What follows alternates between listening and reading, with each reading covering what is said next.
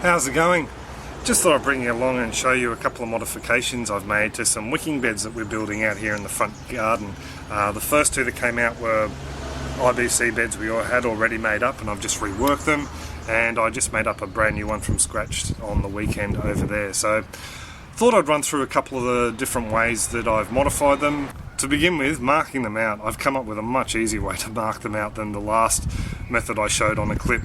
This time all I've done is got the little tech pieces. I think I used a T40 for these tanks here, and I unscrewed the top of the cage, took the IBC out, and then proceeded to take the cage off of the pallet, and that was set aside. What I did then was put the tank back inside the cage and sit that onto a nice flat surface, and that gave me both the tank and the cage sitting nice and evenly together, so I could work out a halfway mark. Then went and marked on the cage the halfway mark all the way around, and then transposed those markings onto the IBC itself, and it just made it a lot easier to find the level on the tank itself all the way around. All I had to do then was take the tank out, join the dots using a straight edge. You could also use a bit of string if you tape a bit of string along the lines nice and taut, and you could run along there to join the dots. I used a straight edge, a flexible one, and then it's just a matter of cutting that tank in two using a little jigsaw. Then cutting the cage up. For that I used an angle grinder. All I did was cut down the side of the cage and just clean up any sharp edges, and then just hit that with some cold gal just to stop any rust from forming around those little legs. So now we'll go and have a look at how the IBC is now set up. In the last IBC wicking beds I made, all I did was drill a hole and a silicone over some shade cloth over the hole from the inside, so to act as the drainage port. I think that's pretty much a bit of a dud way to do it now, looking back at it. We had torrential downpours at the start of the year, and we had another flood situation here in southeast Queensland, and the beds actually reverted back into tanks. I think what happened with those drainage ports is the sand has pushed up against it and actually created a bit of a blockage there, especially because it was moist all the time. Algae built up on it and created a bit of a film and just wasn't letting water drain out of it. What I've decided to do is go back to my old pipe and grommet, top hat grommet routine. Just a bit of a quick look at how I make these up. I put the end there in the center of a square of shade cloth, fold it over, and I make a bit of an S shape. The bottom end goes one way and the top end goes another, and you can see a bit of an S there. Then all I do is secure around it with a zip tie. You could use wire, you could use baling twine, and just tighten it up. So that just stops any sand washing out through the end of the pipe that comes through the IBC. As for where I'm locating the hole, these beds are 51 centimetres or 20 inches deep, so I'm pretty much going to give it about a 5-inch reservoir or a 12.5 centimetre reservoir. So I've come down roughly about 37 centimetres or 14 inches, and I'm just going to pop a hole in there. So I'm just going to run this 22mm spade bit through the IBC here, and that'll create the hole for the grommet. So now all you have to do is clean up the edge of the hole. You can get little deburrers to do this. I just use my little Stanley knife. It's just a little bit of a twist around with the blade just to top off any bits that stick out. All that does is just make it seal a little bit better, the top hat itself, the grommet. Just on the inside edge now. And there we go.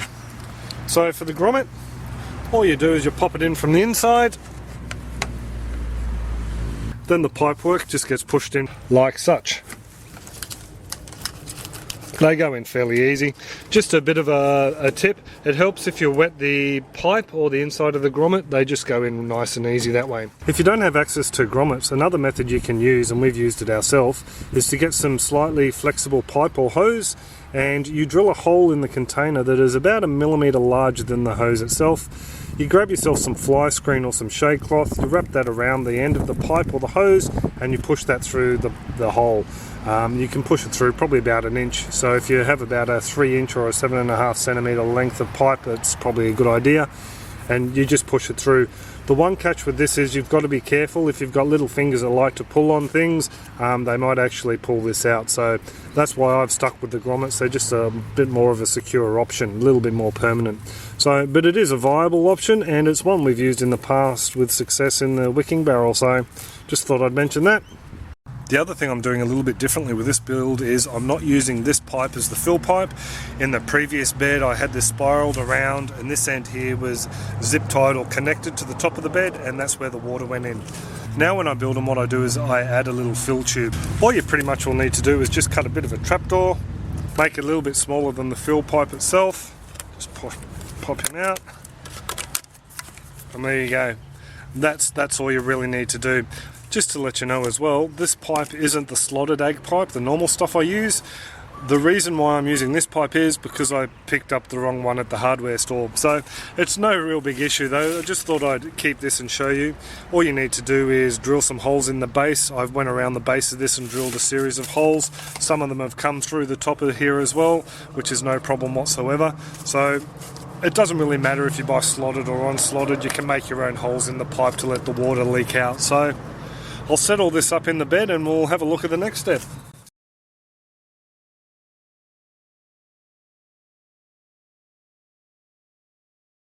So now the pipe's all in there in place, the next thing I've done a little bit differently is I've started to add rock. This is it was sold as a 20mm rock I think, and this has been going into the corners of the IBC. So this stuff here is pretty much all a little bit rough. Some of it's got some nice sharp edges on it.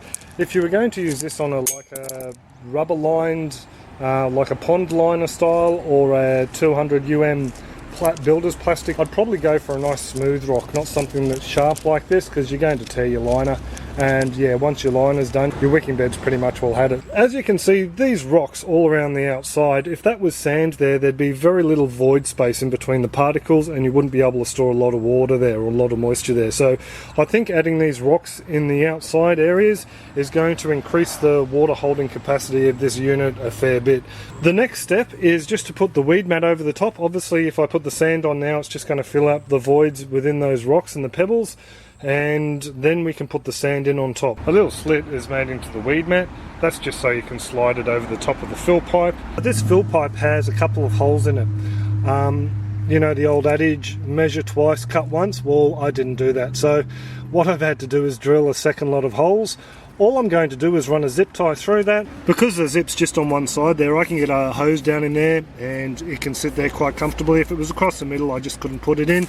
And that's nice and secure there, no kids will be able to pull that out. Just another thing with the weed mat, I like to cut it a little bit oversized, just so you've got that extra bit of space to push down in the center of the spiral to take the sand that will be sitting on the base of the actual IBC itself.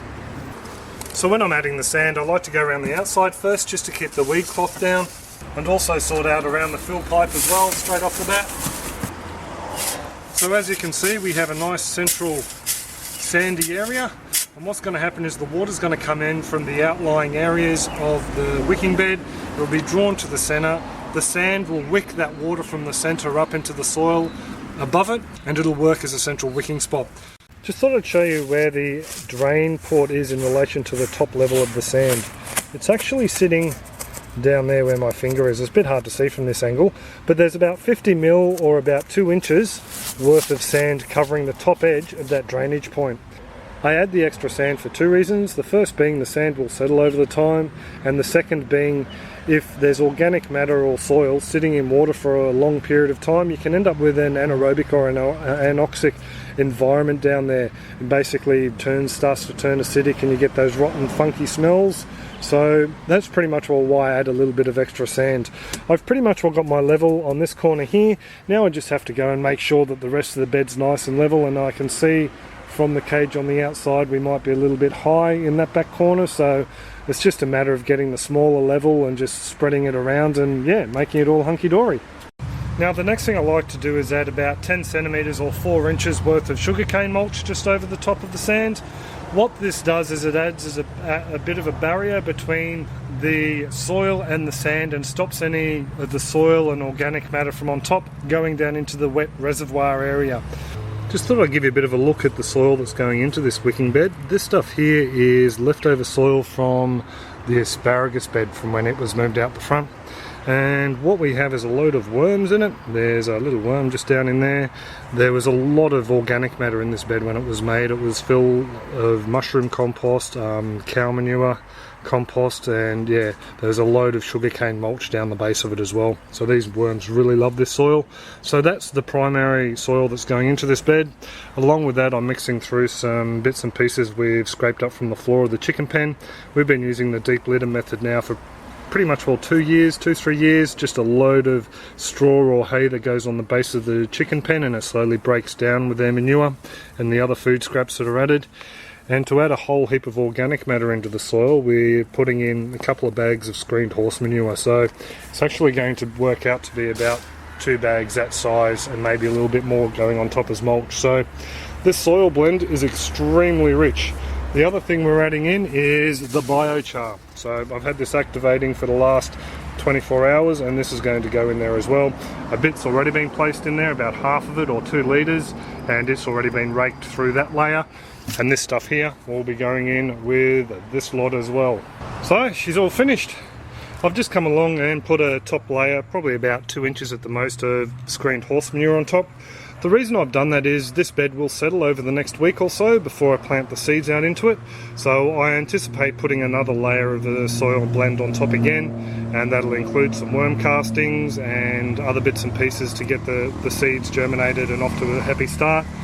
So looks pretty schmicko if you ask me. It will be cladded at a later date, and we've got some extra drainage ports just in case we have a torrential downpour again. And as you can see, it's good 4 to 5 inches or 10 to 12.5 centimeters above that drainage port there. So I just think these guys are going to work a little bit better than the other Wicking IBC beds I've got. Just hold a little bit more water in the corners down there. So there you go, there's a very quick look at how one of these things goes together. It actually went together over 3 different days. We had a kids party and a few other things crop up in between, so you get that. There were a few things I sort of skipped over a bit there, so if you do have any queries on anything I flew through a bit quick, just put them in the comment section below. If I just kept nattering on, this would have been an epic. As it was nearly an hour's worth of footage I had to cut down, so it gets a bit like that at times. A big thank you also needs to go out to the 2 people who made this possible. 2 very generous people donated the IBCs to us, so thank you very much. You know who you are. I'm not going to mention names and embarrass you, but we really appreciate it. It's meant that we can pretty much all finish the rest of this garden off out the front here, and we may have some to play with the aquaponics as well. So thank you very much, really appreciate it. As I said before, I flew through this pretty quickly, and I had a lot of stuff in there that just on how the wicking bed works and things like that, so I might actually do that in another clip itself. I will leave it at that. If you do have any comments, questions, suggestions, just drop them in the comment section below and I'll get back to you. And other than that, I hope you all have a great one and take it easy. Catch ya.